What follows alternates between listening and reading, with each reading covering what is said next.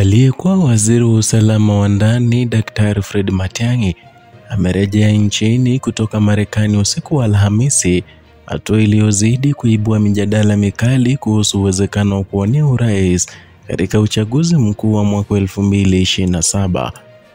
Daktari Matiang'i aliwasili katika uwanja wa ndege wa kimataifa wa Jomo Kenyatta ama ukipenda JKIA mnamo saa 5:40 usiku kwa ndege ya Qatar Airways akitokea Washington kupitia Doha.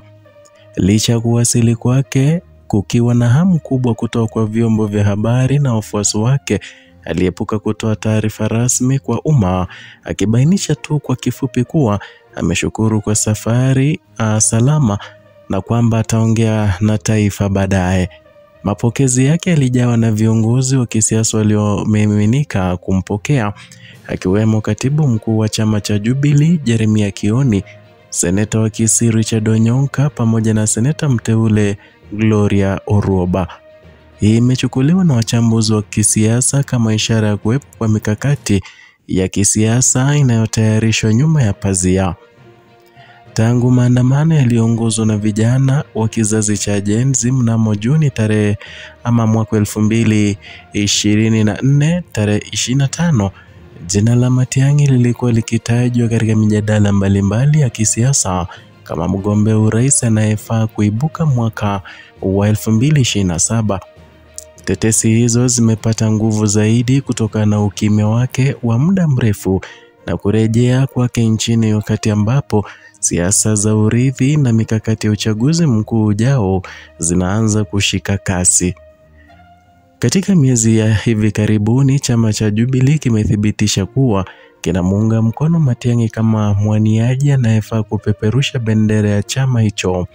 Huku katibu mkuu wa chama hicho Jeremiah Kioni ameendelea kuonyesha imani kubwa kwa uwezo wa Matiang'i, akimtaja kama kiongozi mwenye uzoefu na maono ya kulijenga taifa. Hapo awali Kioni alieleza kuwa uteuzi wa Matiang'i haukumaanisha kuwa ndiye mgombea wa mwisho wa urais, bali ni hatua ya mwanzo ya kuunganisha vyama na kuchagua mgombea mmoja wa upinzani atakayetoa ushindani mkubwa kwa serikali iliyopo madarakani. Uungwaji mkono wa Matiang'i pia umejidhihirisha kupitia matamshi ya viongozi wa Kisii wakiongozwa na seneta Onyonka, ambao wameeleza kuwa huu ndio wakati mwafaka wa jamii ya Abagusi kuwa na sauti katika siasa za kitaifa. Wanamtazama Matiang'i kama chombo cha kuunganisha jamii hiyo na kupanua ushawishi wake katika uongozi wa taifa.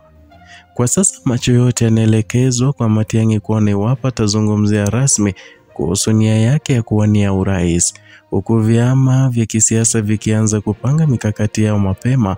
Kurejea kwa mwanasiasa huyu mashuhuri kunazua hisia mseto na matarajio makubwa kwa wafuasi wake na wapinzani sawia.